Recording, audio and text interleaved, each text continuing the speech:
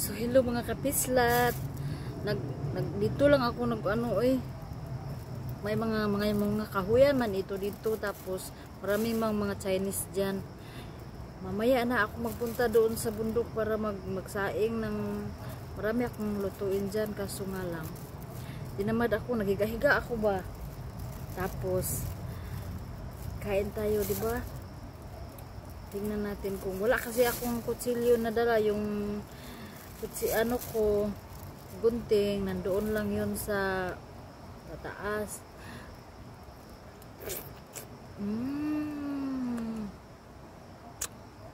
Lamig kayo siya, charot lang.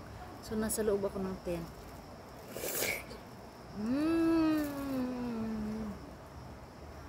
Sulit ako ang $15.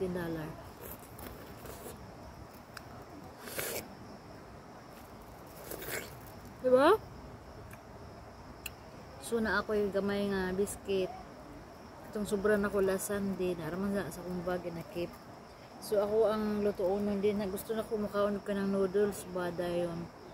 Na asay gamay nga cabbage, okra. Pero to ara tos babaw niya ra.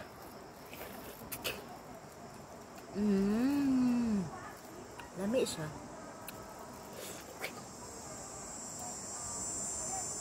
Ganahan ko gusto ko yung tindahan na binilihan ko nito, kasi pwede kang bibili ng isang piraso lang sa loob kasi ng mall or sa ibang sidewalk na market or wheat market dito. Hindi ka nakabili ng isang piraso, kailangan mong bilhin yung isang pack na talaga. So doon sa napuntahan ko kanina, pwede siya, at saka gusto ko yung lasa niya kasi matamis. Ba?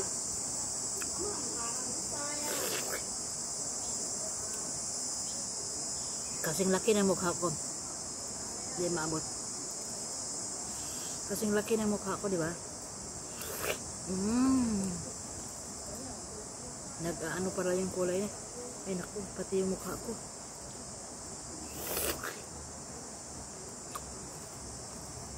Hindi naman siya nakakatakot kasi marami namang dumadaan. Ay naku, ano ba yung mukha ko every minute or basta maraming dumadaan. Maganda kasi dito, sariwa yung hangin, tahimik. Ayoko doon sa sentro, marami kayo, masaya, maganda, maraming tinatanawin na mga magaganda, kaso ang ingay. Ay Diyos ko, yung mukha ko talaga.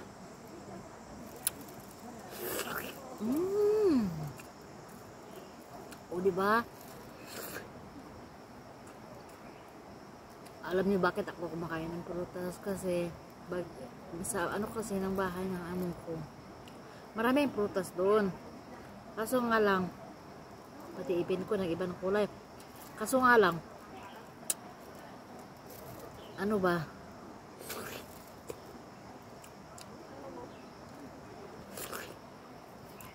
Maya na.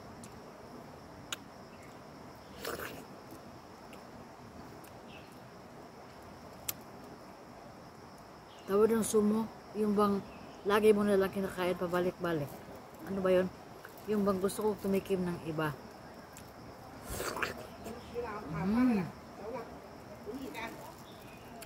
So ganun pa rin yung aking suot, no? Kasi siyempre naman, hindi na ako magbihis. Uy.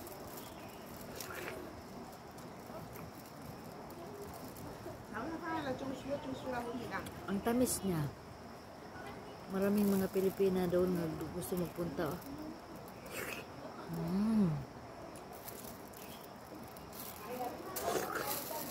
Diba?